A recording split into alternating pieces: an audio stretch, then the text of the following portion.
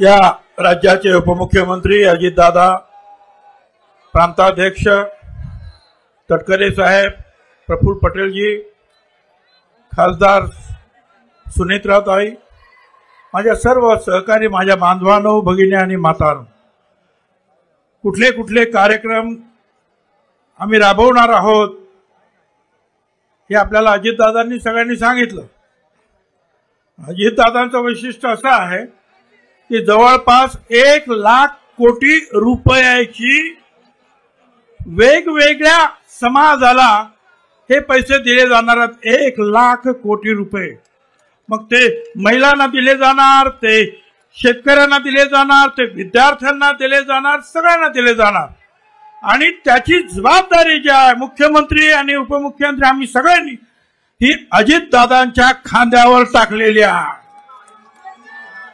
कारण आम्हाला खात्री आहे की अजितदादांच्या खांद्यावर जी जबाबदारी आम्ही टाकू ती जबाबदारी ते पूर्ण केल्याशिवाय राहणार नाही. म्हणून ते जबाबदारी त्यांच्या खांद्यावर आहे. आता एक तुम्हाला सांगतो सगळ्या भगिनींना आणि भावांना सुद्धा की आमच्या सगळ्या भगिनींचे अर्ज भरा. ज्यांनी सुनेत्राताईंना मतदान केलं त्या भगिनींचे पण अर्ज भरा आणि ज्यांनी सुप्रियाताईला मतदान केलं त्यांचे सुद्धा अर्ज भरा. हे सगळ्या भगिनी ज्या आहेत त्या अजितदादांच्या आहेत. त्यामुळे सगळ्यांचे अर्ज जे आहेत तुम्ही भरायचे आहे. त्याच्यामध्ये भेदाभेद करायचा नाही. आता मी एक गोष्ट सांगणार आहे, जरा शांततेने ऐका. आता या बाबतीमध्ये इथे सांगण्यात आलं की होय आरक्षणाचा प्रश्न जो आहे अख्ख्या राज्यभर गाजतोय.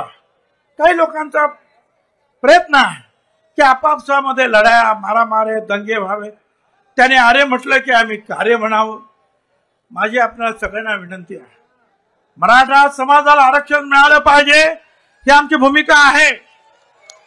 छत्रपती शिवाजी महाराज, फुले शाहू आंबेडकरांच्या मार्गाने आम्ही जाणार आहोत. आमचं म्हणणं एवढंच आहे की दुसऱ्या कोणाला ज्यांना आरक्षण मिळालं त्यांच्यावर अन्याय होणार नाही एवढी आमची काळजी आपण घेतली पाहिजे.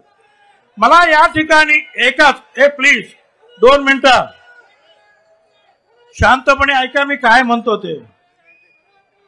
आणि हे सगळी जे आहे हे आरक्षणाचं भांडण मिटवावं म्हणून 4 दिवसापूर्वी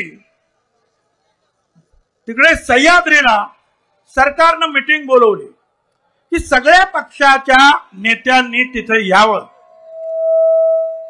मार्गदर्शन करावं की हे सगळं प्रकरण शांत कसं होईल, सगळ्यांना न्याय कसा मिळेल यासाठी आपण प्रयत्न केला पाहिजे. आता हे जेव्हा कळलं आम्ही तर जाणारच होतो, परंतु विरोधी पक्षाचे जे सगळे नेते आहेत त्यांनी सुद्धा येणं क्रमप्राप्त. मी स्वतः वडेट्टीवारांना सांगितलं बा तुम्ही पण या. कायदा काय म्हणतो हे त्यांना जे आहे वेगवेगळ्या ऍडव्होकेट जनरलनी जे काही सांगितलं त्या कॉपीज त्यांना दिल्या. मी जितेंद्र आव्हाडांना सुद्धा बोललो, त्यांना सुद्धा कायद्याच्या काही कॉपीज दिल्या आणि त्यांना सांगितलं की काही करा आणि शरद पवार साहेबांना सुद्धा बोलवून घ्या. कारण व्हीपी सिंगांनी जे आरक्षण दिलं त्या आरक्षणाची अंमलबजावणी पवार साहेबांनी केली म्हणून आम्ही आतापर्यंत पवार साहेबांचा जय जयकार केला, त्यांचे आभार सुद्धा मानले. परंतु ज्या वेळेला अशा आरक्षणाच्या बाबतीमध्ये ज्या वेळेला काही प्रश्न निर्माण होतात त्यावेळेला अपेक्षा ही आहे की महाराष्ट्राचे एक ज्येष्ठ नेते म्हणून पवार साहेबांनी सुद्धा तिथे यायला पाहिजे होतं.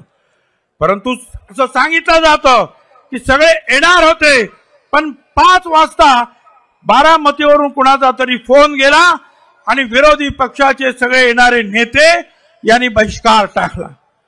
मला हे विचारायचं आहे की या बारामती मतदारसंघामध्ये मराठा समाजाचे मतदार आहेत, माळी समाजांचे आहेत, धनगर समाजाचे आहेत, सर्व ओबीसी समाजाचे आहेत, भटक्या समाजाचे आहेत, विमुक्त समाजाचे आहेत. सगळ्यांनी मतं दिली. ती सुनेत्राताईंना दिली असतील तसं ती सुप्रियाताईंना सुद्धा दिली.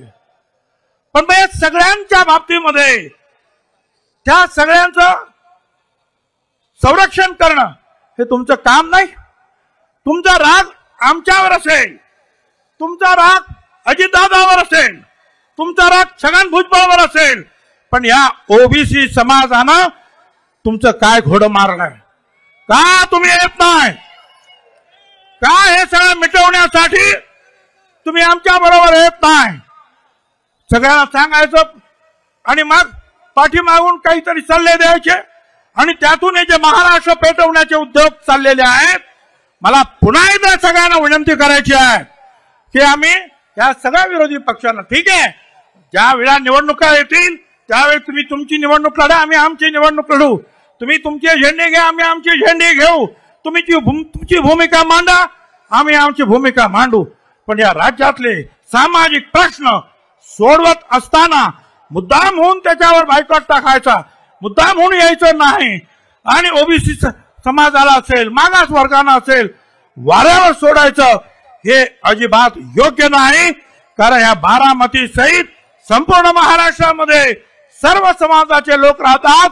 मराठापासून तर दलित आणि आदिवासी पर्यंत हे सगळे समाज तुमचे आहेत, हे सगळे समाज आमचे आहेत. आणि म्हणून एकत्र येऊन हा प्रश्न सोडवण्यासाठी आपण प्रयत्न केला पाहिजे. ती सुबुद्धी आपल्या सगळ्या विरोधी पक्षाच्या नेत्यांना मिळो अशी परमेश्वराकडे प्रार्थना करतो. थांबतो. धन्यवाद.